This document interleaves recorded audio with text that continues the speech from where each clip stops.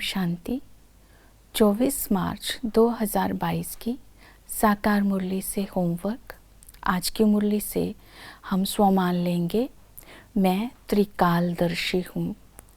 त्रिकालदर्शी अर्थात तीनों कालों को सामने रख संकल्प, बोल और कर्म करने वाले, जिनका हर कर्म श्रेष्ठ होता है। इसके लिए आज हम विजन बनाएंगे।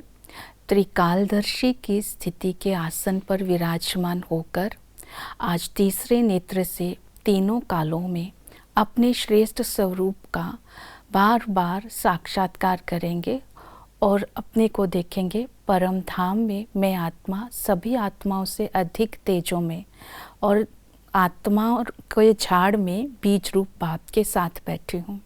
और सतयुग का विजन बनाएंगे। सिर पर रतन जड़ित ताज है और आत्मा का संपूर्णता का लाइट का हेलो है और देवताई ड्रेस है। आत्मा सुख शांति से संपन्न है। तो इस तरह अपना संपूर्ण स्वरूप को देखेंगे और द्वापर और कलयुग में भी अपने को देखेंगे हर कर्म की मेरी पूजा हो रही है। और ब्राह्मण स्वरूप में देखेंगे इस समय मैं आत्मा बाबा से सर्व संबंधों का रस ले रही हूँ, बाबा से समीप हूँ और बाबा के संस्कार मेरे बनते जा रहे हैं। तो इस तरह तीनों कालों को स्वयं को देखते हुए कर्म करते समय अपने हर कर्म को श्रेष्ठ बनाते जाएंगे। आज की मुरली से धारणा के लिए पॉइंट लेंगे, मैं आत्मा ब्राह्मण वंशावली हूँ और फिर विष्णुपुरी का मालिक बनने के लिए पुरुषार्थ कर रही हूँ। ब्राह्मण वंशावली अर्थात ईश्वरीय संतान, जो ईश्वरीय संतान होती है उसकी चलन बहुत ऊंची और रॉयल होती है। ईश्वरीय संतान जो होती है उसका वो हर कदम श्रीमत पर चलती है।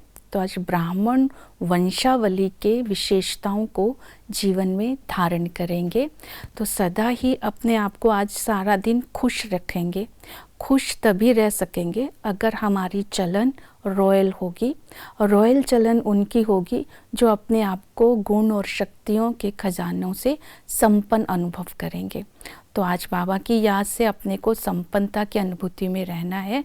उठना, बैठना, चलना, कर्म करना, उसमें ऊंच स्थिति अर्थात रॉयल्टी होगी। अर्थात हर कर्म हमारा एक चरित्र बन जाए, कला बन जाए, इस बात का ध्यान रखेंगे तो हमारी स्थिति खुशी की रहेगी। दूसरा बाबा ने कहा निरअहंकारीपना, हर बात में निरअहंकारीपना दिखाई देना चाहिए। देह अभिमान छोड़कर सब कर्म खुद करने हैं। तो निरअहंकारी के लिए आज ब्रह्मा बाबा को स्मृति में रखेंगे। जैसे ब्रह्मा बाबा ने निरअहंकारी होकर के हर कर्म किया तो मुझे भी करना है। और तीसरा निर्माणचित बनने के लिए मुझे निर्माण बनना होगा, मीन्स हम्बल बनना होगा, दूसरों को सम्मान देना होगा। इसके लिए पहले आपका पाठ पक्का करेंगे तो दूसरों को सम्मान देंगे तो स्वयं ही हम निर्माणचित बनकर स्वर्ग का निर्माण कर पाएंगे।